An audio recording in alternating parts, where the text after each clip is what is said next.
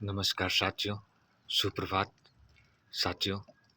एक बार फिर मैं आप सबके सामने उपस्थित हुआ हूँ अपने वीडियो के चौथे भाग में, अंतिम भाग में। बहनों नमस्कार, माताओं नमस्कार, छोटे बच्चों को आशीर्वाद।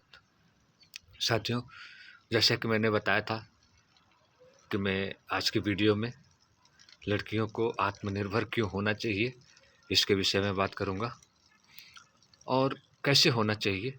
ये वीडियो थोड़ी लंबी हो सकती है, लेकिन इसमें कुछ जानकारी छिपी हुई है। तो बहनों, मैं बात कर रहा हूँ कि आपको आत्मनिर्भर क्यों होना चाहिए। बहनों, आप देखती होंगी आज के युग में शादियाँ लंबी चल नहीं पा रही हैं। किसी किसी लोग की बीच में ही तलाक हो जा रहा है, या आप अपनी मर्जी से शादी कर ले रही हैं तो आप अपने माँ बाप से भी दूर हो जा रही हैं। अगर कुछ दिन के बाद अगर आपके ससुराल वाले भी छोड़ दे रहे हैं तो आप बीच में अकेली पड़ जा रही हैं। उस स्थिति में आप तनावग्रस्त ना हो और आत्महत्या ना करें, इसके लिए आपको कोई न कोई रोजगार चाहिए। देखी होंगी कुछ समय के बाद अगर बहुत सारी हमारी बहनें कुछ उम्र में है विधवा हो जाती हैं, या रोड एक्सीडेंट से, या जिनके पति सैनिक में हैं, उन लोगों के लिए सरकार कुछ न कुछ व्यवस्था तो करती है। लेकिन जो जनरली गांव में लोग रहने वाले हैं, हमारी बहनें, या जो सरकारी नौकरी नहीं करते हैं, बहुत सारे लोग प्राइवेट नौकरी करते हैं या मजदूरी करते हैं, अगर उनके ऊपर ऐसी आफत आ जाए तो वो लोग क्या करेंगी।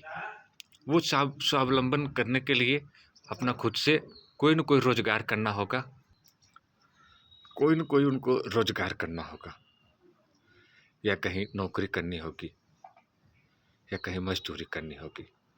जैसे जिस परिस्थिति में जो लोग हैं उनको वैसा करना होगा। कारण कुछ भी हो सकता है, आप स्वतंत्र हो, लेकिन किसी न किसी माँ बाप या पति या बड़े भाई की देख रेख में ही रहें, क्योंकि ये समाज ऐसा है बहनों, आपका कहीं शोषण ना हो जाए। बहुत सारी महिलाओं ने देखा है ये कि वो किसी ऐसे पुरुष के ऊपर विश्वास कर लेती हैं जिनको पहचानने में उनसे गलती हो जाती है, और उनका बाद में पता चलता है कि शोषण हो गया। तो बहनों, आप लोग थोड़ा समझदार बनिए, जागरूक बनिए, और बाल्यावस्था से ही, जैसे ही आप इंटर कॉलेज में प्रवेश कर रही हैं, उसी समय से आप मनुष्यों को या आदमियों को या रिश्तों को पहचानने की कला भी सीखती रही है।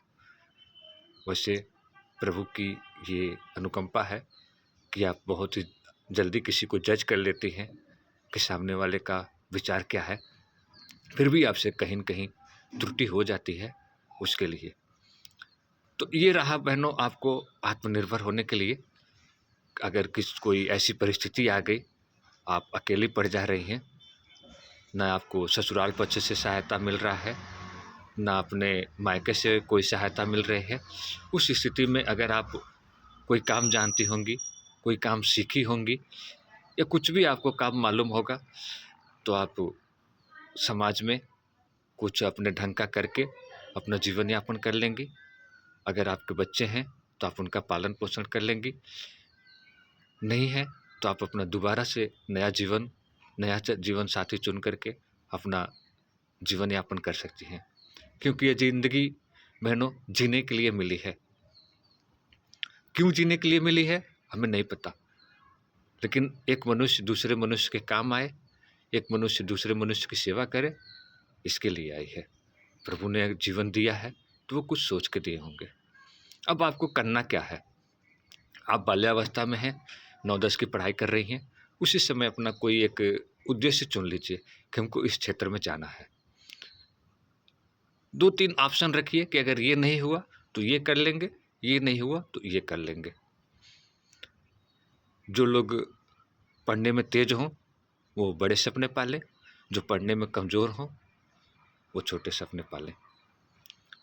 पढ़ने में कमज़ोर आप क्यों हो जाती हैं, इस पे आप विचार करिए कि मैं अगर पढ़ने में तेज हूँ तो हम कुछ अच्छा सोचेंगे, बच्चों को पढ़ाने के सोचेंगे, डॉक्टरी सोचेंगे, इंजीनियरिंग सोचेंगे, कंप्यूटर सोचेंगे।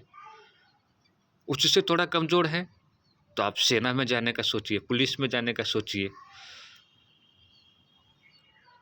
उससे भी आप थोड़ा और तेज हैं तो और आगे जाइए। जितने क्षेत्र लड़कों के लिए खुले हैं बहनों, उतने क्षेत्र आपके लिए भी खुले हैं। आप उनसे आगे निकली हैं। आप अपने से पहले वाली दीदी, बहनों, माताओं को देखिए कि उनके अंदर कौन सा ऐसा गुण था कि आज वो एक अच्छी वकील बनी है, अच्छी राजनेता बनी है, जहाज़ें उड़ा रही हैं, फाइटर प्लेन उड़ा रही हैं, क्रिकेट खेल रही हैं, खेल के क्षेत्र में देश का नाम रोशन कर रही हैं।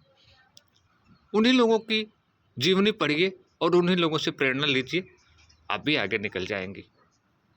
अगर आपको कहीं कठिनाई महसूस होती हो तो आप अपने से बड़े लोगों का सहयोग लीजिए, जो इस क्षेत्र में महिला होकर भी अपना नाम सम्मान के साथ इस देश में रोशन किया है। उनकी जीवनी पढ़िए।